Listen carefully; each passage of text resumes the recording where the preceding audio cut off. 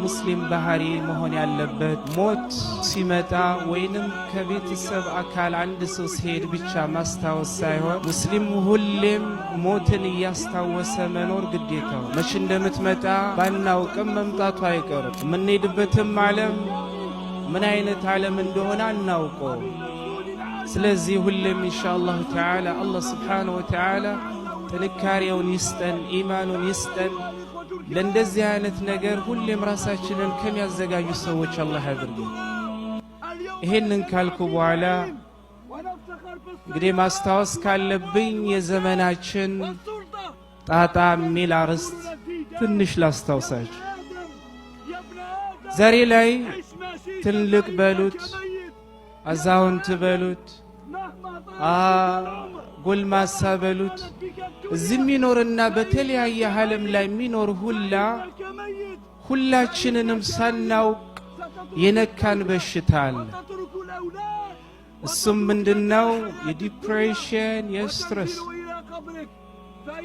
በተለይ ውጭው ዓለም ላይ የምንኖር ሙስሊሞች እኛ ከምናውቀው ነገር የሆነ ነገር ትንሽ የተቀየረብን እንደሆን ከምስጋናው ይልቅ የሚቀድመን መበሳጨት ነው አይደል? ዋሻው ይሄ ባህሪያችን ስለሆነ ነው፣ አብረንም ስለምንኖር ነው። ግን እኛ ሙስሊሞች ማወቅ ያለብን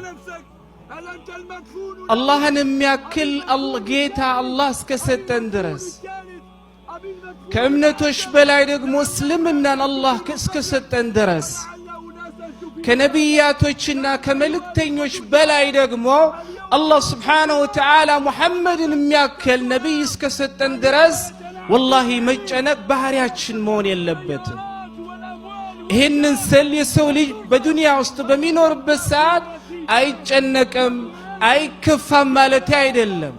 ነገር ግን አላህን የሚያክል አላህ ጌታ እስካለን ድረስ ከእምነቶች እስልምናን የሚያክል እምነት እስካለን ድረስ ከነቢያትና መልእክተኞች ነቢዩ የሚያክል መልእክተኛ አላህ እስከሰጠን